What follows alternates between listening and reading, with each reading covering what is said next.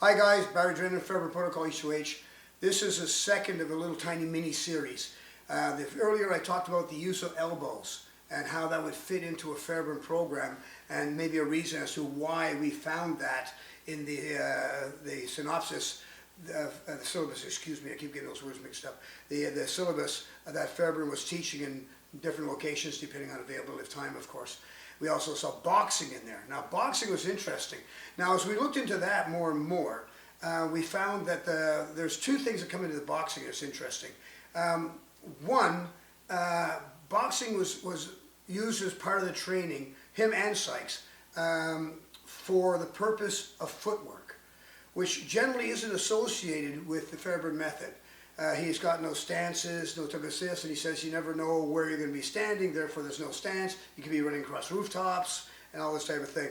But lo and behold, he does understand stance to a certain degree, and perhaps his input, Sykes' input, or somebody else's input into that syllabus, you have a boxing element.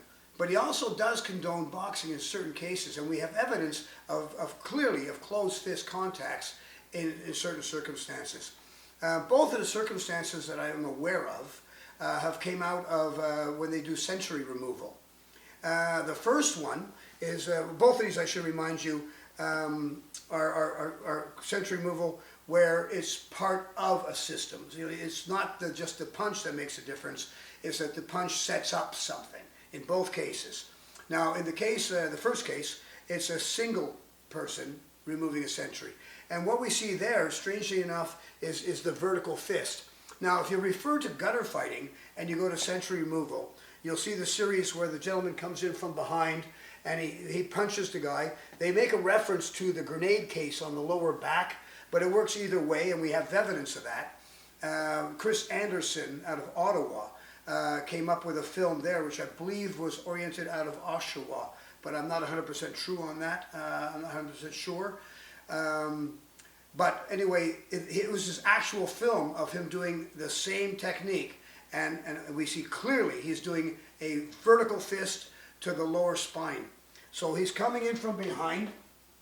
As he goes to take the sensory, he comes up from behind, come low, and he comes up and he goes to the lower spine and he strikes him in the lower spine. And at the same time, he takes him by the neck. So into the spine, takes the neck. So as he comes in, it's very deliberate, very short, into the spine, shot the body, and then take the neck, and then he does the finalization of that, which I believe is a choke in that case. Japanese stranglehold, if I'm not mistaken. So the other one, so let's stop that and go back a little bit. That is very interesting because, first of all, it's a vertical fist, which is not really boxing, but we do have cases in old school boxing where they use a vertical fist. So not so common in modern boxing, but definitely common, definitely common in old school boxing. So because of the era we're in, and we look kind of at our local focus, this is something we maybe miss in terms of like that being an actual technique. So that looks at the vertical fist to the lower back, to the spine, to the horse tail. That's all the nerves in the back.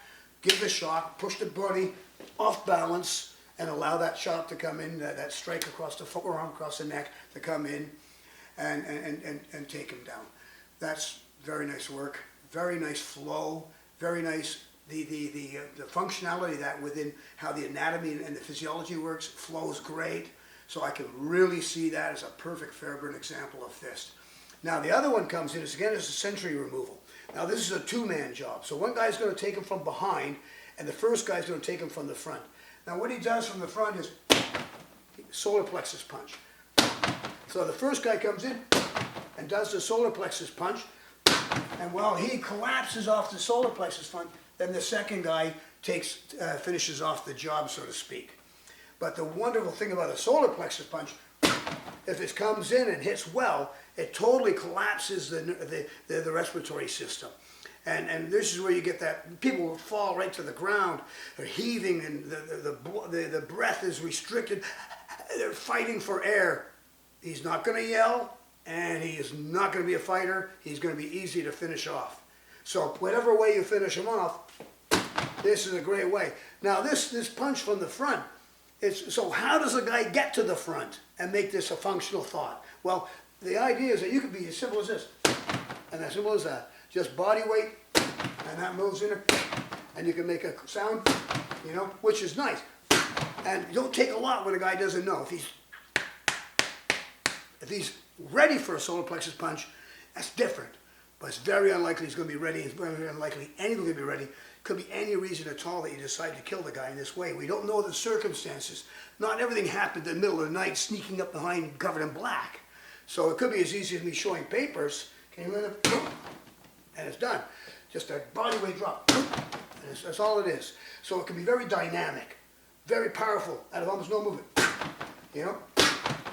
So this could set up. Meanwhile, my friend could be standing back here, and then he can finish him off. There's a lot of different types of varieties of things that can happen in those different scenarios. But the bottom line is the use of that fist, and used in that very particular manner. So, if that is functional, if the horsetail is functional as methods of Fairbairn method, we can adopt them to other locations as well if it fits the scenario. Not creating scenarios to fit the punch, if the scenario fits the situation. So in other words, maybe I'll be talking to somebody and it's going to become a problem, just like I could do to a sentry. I can start off that situation like that and then take care of my self-defense in that fashion. So this is why I want to bring these things out to you, so that you get another asset perhaps, and I would like to think of them as a Fairbairn asset, though I have no proof of that, of course, based on this, other than, like I say, vertical punch as per the sentry removal in the Fairbairn Get Tough All in Fighting books, and the reference to the thing, to the sentry removal, two-man from the front. Again, you know, they prove they exist, but they don't prove that they exist in other scenarios, other formats. It's an extension. So that's up to you to decide for yourself. And if you have proof or none, or proof that doesn't exist, I'm all ears, all ears. The thing is to get ourselves to situations where we can get more out of the system staying within the validity of the system. That's the big problem. No adapting, no improving, but actually understanding the viability of the system itself and how it worked and all the little nuances that came into effect with it. Guys, thank you very much for your patience with me.